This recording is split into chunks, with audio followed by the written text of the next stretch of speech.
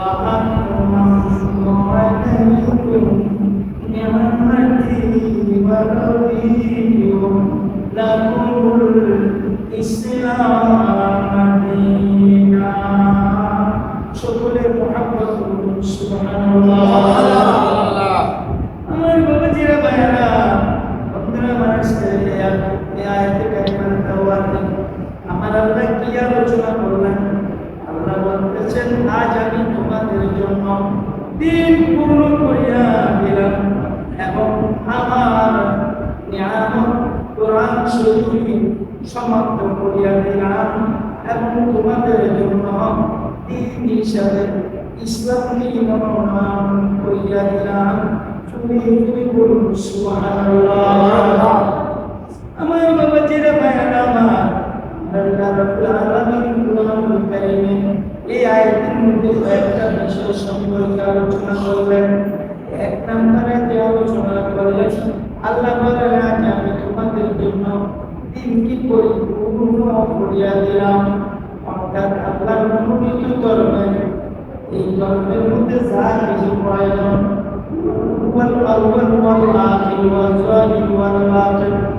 সৃষ্টির শুরু থেকে শেষ পর্যন্ত আমার আল্লাহ কিয়ামত পর্যন্ত যা প্রয়োজন কিয়ামতের পরেও যা প্রয়োজন সব বিষয়ে আমার আল্লাহ আজকে সমাপ্ত করে দিলেন। আল্লাহ পাকের মনোনীত ধর্মকে আল্লাহ দ্বীন ধর্মকে পরিপূর্ণ করে দিলেন। এর মধ্যে নতুন আর কেউ কিছু প্রবেশ করে তবে এমন কোনো ব্যাপারও সম্পূর্ণ নয়। আর কিছু বাদ দিয়া যাইতে হবে এমন কোনো সুযোগ নাই। আল্লাহ এমন একটি দিন আমাদের জন্য নির্ধারণ করেছেন যে দিনটা আল্লাহ সম্পূর্ণ করে দিয়েছে। তুমি বলুন সুবহানাল্লাহ। এই দিন মানে ধর্ম, এই দিন মানে কি? দ্বিতীয় নম্বরে আল্লাহ বলেন আমি তোমাদের জন্য নিয়ামত সমাপ্ত করে দিলাম। এই নিয়ামতের একটা বয়ান হলো কুরআনুল কারীম। আল্লাহ বলে নিয়ামত সাধারণ জেনেও বুঝে নাও আমি আল্লাহ এমন একটি গ্রন্থ নাযিল করেছি সেই গ্রন্থের অবস্থান আজকে আমি সমাপ্ত করে দিলাম। আজ থেকে কিয়ামত পর্যন্ত আমার পক্ষ থেকে কোরআন আর নাযিল হবে না।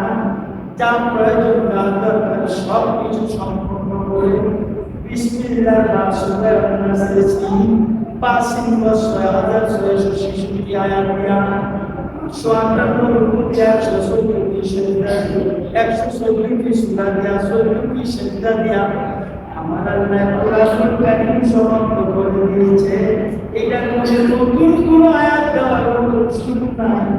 আর এটার থেকে একটি আয়াত বাদ দেওয়ার কোনো সুযোগ নাই। আমি পরিপূর্ণ করে দিলাম। এটা একটা নিয়ামত। এই নিয়ামত কিয়ামত পর্যন্ত আমি আল্লাহ সমাপ্ত করে দিলাম। তুমি বলুন মারহাবা।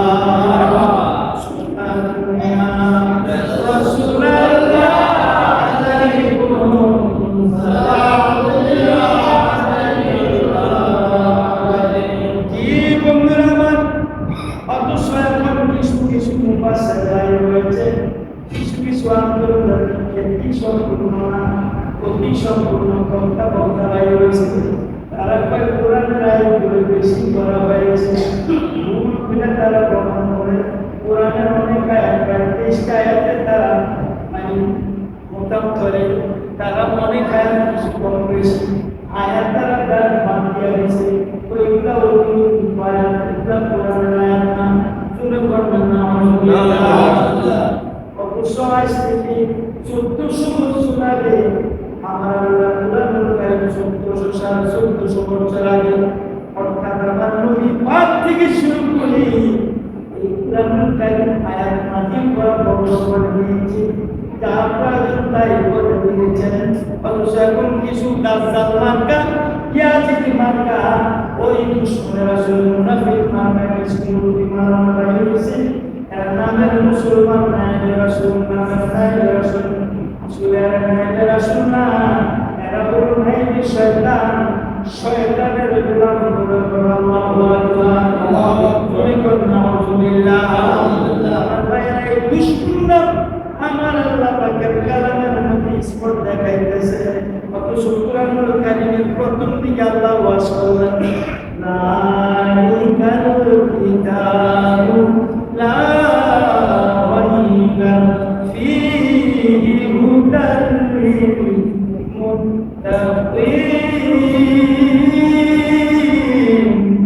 সুবহানাল্লাহু আল্লাহু আকবার আর জোরে বলুন সুবহানাল্লাহ এই সেই গ্রন্থ এই সেই কিতাব যার মধ্যে কোনো সন্দেহ নেই যে এই কিতাবের বাণী ছিল সেই কিতাব আল্লাহ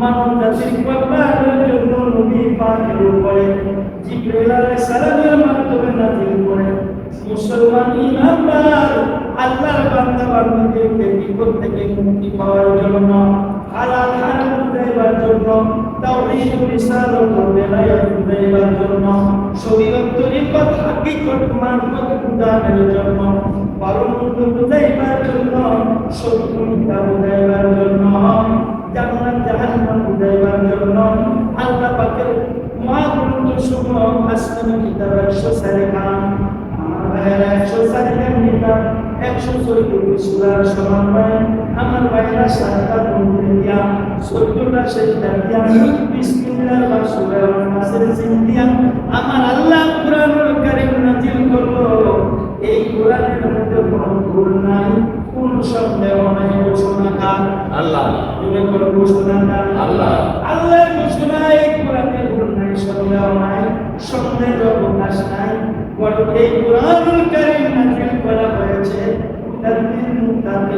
মুত্তাকিন পরহেজগারদের জন্য হেদায়েত গ্রন্থ আল্লাহ হিসাবে আমার আল্লাহ এই কুরআনুল কারীম নাযিল করেছে তুমি বলুন সুবহানাল্লাহ সালাতুন আলা রাসূলিল্লাহ সালাতুন আমার ভাইয়া 2 নম্বর গেল 3 নম্বর কথা আসলো ওয়ারাদিতু লাকুম ইসলাম দীনান আল্লাহ পাক বলেন তোমাদের জন্য দ্বীন হিসাবে ইসলামকে মনোনীত করিয়া দিলাম সুবহানাল্লাহ আমার আল্লাহ আবার কথাটা বলেন ও দুনিয়ার মানুষেরা আমাদের জন্য দ্বীন ইসলামকে আমি আল্লাহ মনোনীত করে দিলাম অর্থাৎ ইন্নাদ দীনা ইনদাল্লাহিল ইসলাম নিশ্চয়ই ইসলাম ধর্মটা আমি আল্লাহর জন্য ধর্ম তুমি যদি বলুন আল্লাহু আকবার এমন একটি ধর্ম আল্লাহ আমাদের জন্য নির্বাচিত করেছেন এই ধর্মটা আল্লাহর কাছে পছন্দ আর এই ধর্মটা আমাদের জন্য আল্লাহ মনোনীত করেছেন আল্লাহ যেটা নির্বাচন করেন আল্লাহ যেটা সিদ্ধান্ত নেন এই সিদ্ধান্ত পাল্টে এবার কারণ ক্ষমতা নাই এটার মধ্যে স্পট লাগাইবার মতন এটার মধ্যে দাগ লাগাইবার মতন কারো কোনো ক্ষমতা নাই আর যদি কেউ লাগাইও দেয় নিঃসন্দেহে মানুষটাও মুসলমান বেঈমান কাফের হয়ে যাবে এবার মুরব্বীও কারণ না হোক শিক্ষা হওয়ার দায় হোক এমপিও কারণ মন্ত্রী হোক শিক্ষিত কারো শিক্ষিত হোক ধনীও কারো গরিব হোক সেই হোক না কেন আল্লাহর কোরআনুল কারীমে স্পষ্ট যে ব্যক্তি বলবে ভুল আছে সন্দেহ আছে নিঃসন্দেহে আল্লাহর আইন হিসাবে ওই লোকগুলা মুসলমান তারপরে যারা সমর্থন করবে তারা মুসলমান সুতরাং আমার ভাইয়েরা দুশ্মনের রাসূল দালাল ইহুদি খ্রিস্টানের দালাল ইয়াজিদ মার্কাও পৃথিবীর জমিনে বাইরে হয়ে গেছে অতএব হে যুবক ভাইয়েরা আমার বাবাজিরা ভাইয়েরা বন্ধুরা সতর্ক হন ইসলাম ধর্ম বিকৃত করে ফেলতেছে রাজনীতির মাধ্যমে অর্থনীতির মাধ্যমে টাকা পয়সার মাধ্যমে কথাবার্তার মাধ্যমে ওয়াজ নসিহতের মাধ্যমে আন্তর্জাতিক খ্যাতি সম্পূর্ণ মুফাসসির কোরআনের তাফসীরের মাহফিলের কোরআনের মাহফিলের নাম দিয়া ওয়াজ মাহফিল দিলেন না দিয়া কত ভাবে চেষ্টা করতেছে আল্লাহর মনোনীত ধর্ম ইসলাম ধর্মকে মানে কি বলে 2 নম্বর করার জন্য কলঙ্কিত করার জন্য চুরি চুরি করে নাউজুবিল্লাহ আল্লাহুম্মা সাল্লি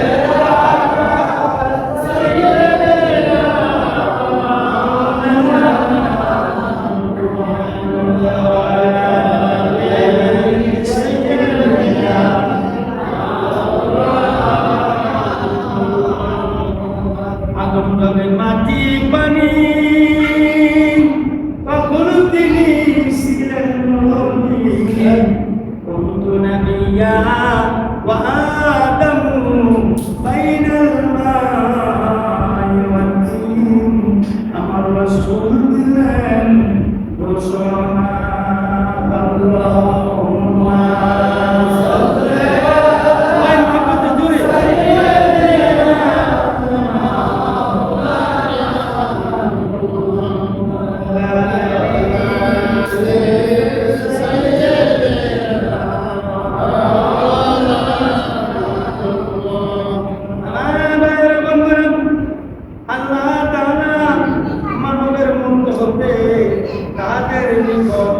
সুসংবাদ সংবাদ প্রদানের জন্য সর্বপ্রথম নবী হযরত আদম আলাইহিস সালাম হইলেন।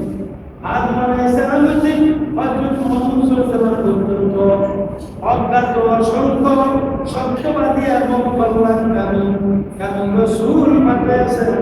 সেই রাসূলগণ মানবের অভ্যুত দিন দুনিয়ার কার্যসমূহ তাদের কিন্তু দিয়েছেন। তুমি বলুন সুবহানাল্লাহ।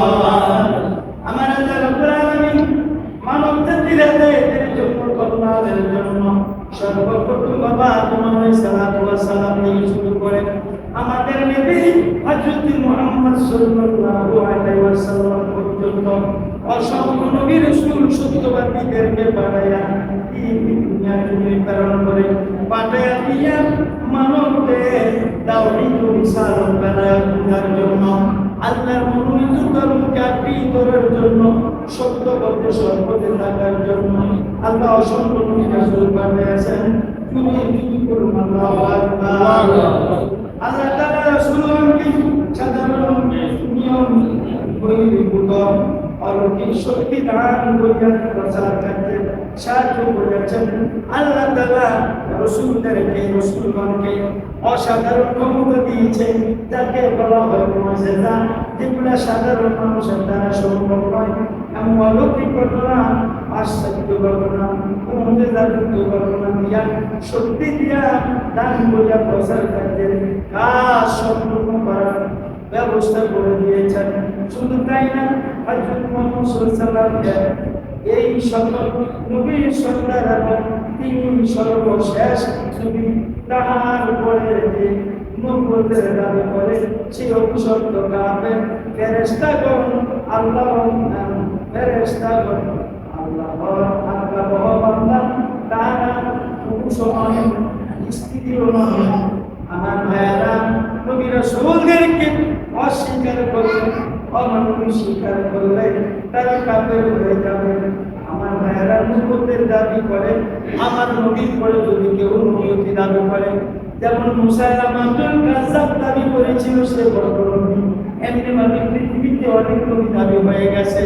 এরা নবী দাবি করেছে, আল্লাহর হাবিব বলেছেন যারা নবীর পরে নবুয়তি দাবি করবে আনা নবী নবী বলে লা বা'দাই, আনা নবী লা নবিয়্যা বা'দি, আমি তো নবী, আমার পরে আর কোনো নবী হবে না। নবীজির এই ঘোষণার পরে ওয়াখাতামান নবিয়্যিন, আল্লাহ বলেছে নবী হলেন শেষ নবী। আল্লাহর এই ঘোষণার পরে যারা এই পৃথিবীতে নবুয়তি দাবি করে নিঃসন্দেহে তারা কাফের। যেমন বর্তমানে কাদিয়ানীরা নবীর পরে আরো নবী আছে দাবি করে, নিঃসন্দেহে তারা কাফের কাফের কাফের। ঠিক কিনা? জোরে বলুন আল্লাহু আকবার। আবার বলুন ইয়া রাসূলুল্লাহ, আবার বলুন ইয়া হাবিবাল্লাহ। আমার ভাইরা, সমস্ত নবী রাসূলদের প্রতি মানা এবং আমার নবীজির প্রতি ধর্মকে মিডিয়া আমার আল্লাহ রাব্বুল আলামিন আল্লাহ তাআলা তার নবীগণের প্রতি আসমানি কিতাব সমূহ অবতীর্ণ করিয়াছেন, তাহাদের আদেশ নিষেধ আদায় করুন, ধমকি ও প্রকাশ করিয়া দিয়েছেন। এমন ভাবে আল্লাহ পাক সতর্ক করে দিয়েছেন। কোরআন শরীফ এই কিতাব সমূহ শেষ কিতাব, যতগুলো কিতাব দুনিয়াতে আল্লাহ পাঠিয়েছে তার মধ্যে শেষ কিতাব হল কোরআনুল কারীম। রাসূলুল্লাহ সাল্লাল্লাহু আলাইহি ওয়াসাল্লাম জাগ্রত অবস্থায় সরাসরি আসমান পর্যন্ত কোথায় হতে আল্লাহর ইসলামত স্থান পর্যন্ত মেরাজ করিয়াছেন। ইয়া সত্য সত্য সত্য, আমাদের নবী মেরাজ শরীফ হয়েছিল, আল্লাহ পাক মেরাজ শরীফ ঘটেছেন, এই কথাটা চিরন্তন সত্য। আল্লাহ আমাদের বুঝার তৌফিক দান করুন, সকলে বলুন আমিন। আমা তাওফীক ইল্লা বিল্লাহ। আসসালামু আলাইকুম ওয়া রাহমাতুল্লাহ।